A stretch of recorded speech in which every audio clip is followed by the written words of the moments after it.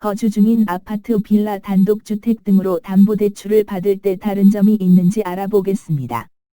담보대출을 받을 때 이 은행을 가나 저 은행을 가나 약간의 금리 차이, 은행마다 우대해주는 조건을 제외하고는 큰 차이가 없습니다. 다만 1억, 2억, 4억, 5억 등 워낙 다루는 금액이 크다 보니 그 약간의 차이를 꼭 비교해야 하는데요. 왜 은행마다 큰 차이가 없을까요? 그것은 시세와 기준금리라는 명확한 기준이 있기 때문입니다. 내가 거주 중인 아파트의 시세는 킬로바이트 부동산 리브온 사이트에 방문하면 아주 명확하게 동호수까지 구분해 시세 조회를 할 수 있습니다. 이 시세는 모든 은행 및 보험사, 저축은행 등 제도권 금융사의 아파트 담보대출 한도를 계산하는 기준값이 됩니다.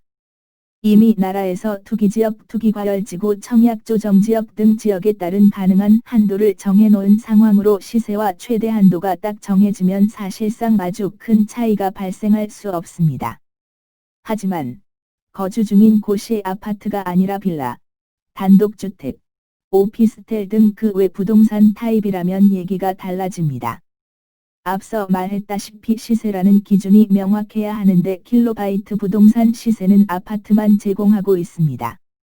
한 동짜리 나홀로 아파트 또는 너무 오래된 아파트는 제공되지 않을 수 있으며 수도권의 대단지, 빌라 등이 일부 조회되기는 하지만 사실상 아파트를 제외한 나머지 주거 형태는 시세 조회가 안 된다고 봐도 무방합니다.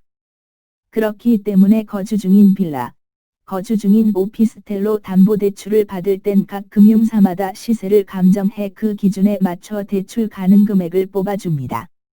거주 중인 곳에서 담보대출을 받는다는 것은 생활비 또는 사업운영 자금이 필요한 경우가 대부분으로 당연히 가능한 금액이 큰 곳을 선호하게 됩니다. 결국 시세 조회가 되지 않는 빌라나 오피스텔 단독주택이라면 감정가가 높게 나오는 금융사를 찾는 것이 중요하죠. 내금리닷컴의 무료 컨설팅을 이용하신다면 내 집이 아파트인지 빌라인지 고민할 필요가 없습니다. 원하는 금액과 목적에 맞춰 가장 낮은 금리의 금융사를 간편하게 확인할 수 있으니 언제든지 부담 없이 홈페이지를 방문해 다양한 후기와 사례를 확인해 보세요.